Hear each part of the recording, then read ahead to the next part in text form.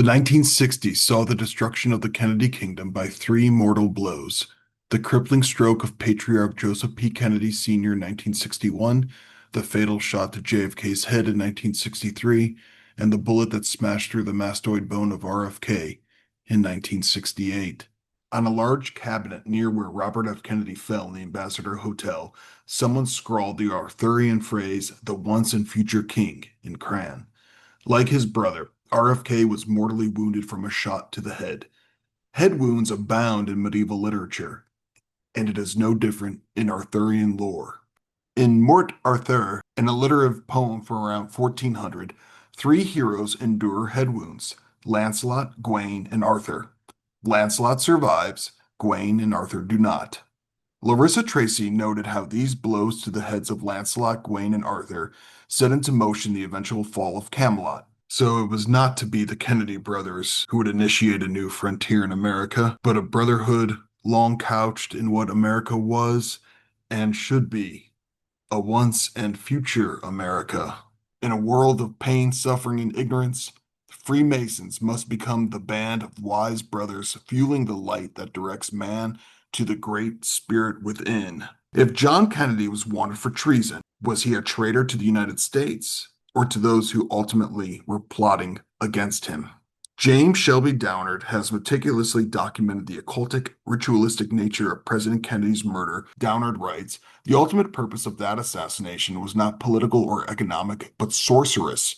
This is echoed in the landmark 1968 work Farewell America. President Kennedy's assassination was the work of magicians. It was a stage trick, complete with accessories and false mirrors, and when the curtain fell, the actors and even the scenery disappeared."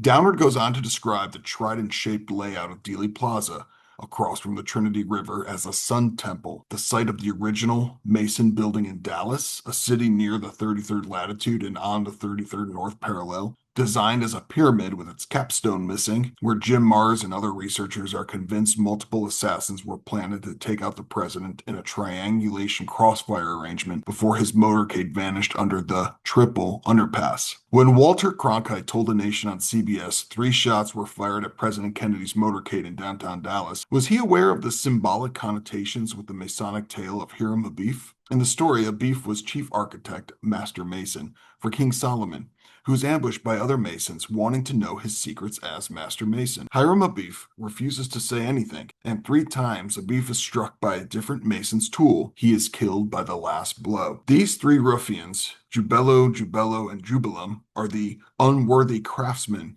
of temple burlesque that will be blamed for nothing. When the infamous 3 tramps are paraded across Dealey Plaza by Dallas police minutes after the assassination, appropriately photographed from multiple angles, the symbolism is striking. The ceremonial procession of Jubilo, and Jubilum in the flesh. The identities of these men were never revealed and were released from custody without explanation. Blamed for nothing.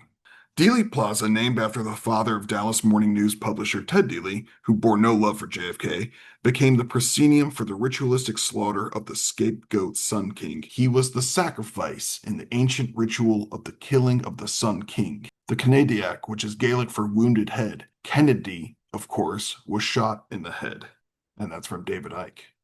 Lee Oswald may have proclaimed himself to be just a patsy, a scapegoat for defecting to the Soviet Union, as he said, but as with so much in the assassination, there was a flip side to that coin, another scapegoat, the President of the United States. Thomas Saz wrote about the use of a scapegoat in ancient history. In ancient Greece, as elsewhere, one of these ceremonies consisted of human sacrifice. The selection, naming, special treatment, and finally the ritualized destruction of the scapegoat was the most important and most potent therapeutic intervention known to primitive man. When the ancients saw a scapegoat, they could at least recognize him for what he was: a pharmakos, a human sacrifice.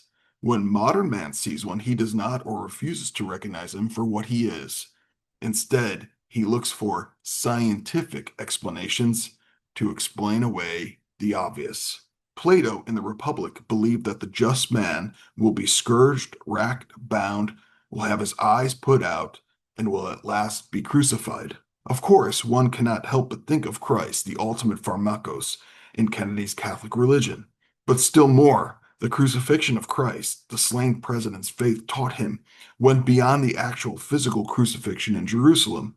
It was of great spiritual meaning, the Son of God giving his life as a ransom for the many. In this way, Christ was a spiritual victim. In Latin, hostia. In the execution of John Kennedy, the flawed mortal man passed into tragic myth.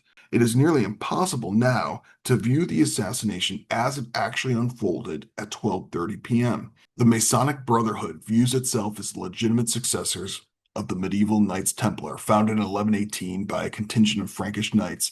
The order became immensely powerful beyond its apparently humble origins, and its infamous disbanding by the Pope, subsequent torture of the knights, and eventual burning at the stake of its last Grand Master, Jacques de Molay, spawned great legends about the Templars over the centuries. Legend has it that when the flames surrounded de Molay, the Grand Master uttered an ominous curse. Let evil swiftly befall those who have wrongly condemned us. God will avenge our death. Indeed, 33 days later, Clement V was found dead, followed 8 months later by the other Templar hunter, King Philip IV of France. The surviving Templars were granted the divine retribution de Molay promised. This truly was a sacred order, one given divine favor to usher that secret knowledge, that gnosis, through the centuries until the end of time. No one is greater than this collective brotherhood, who are at once priests, prophets, and kings, and heaven help he who think otherwise. Secret societies thus have long memories. It is perhaps no coincidence, then, that Pope Clement V issued Pastoralis Praemunente, his papal bull disbanding the order, on November 22nd, 1307.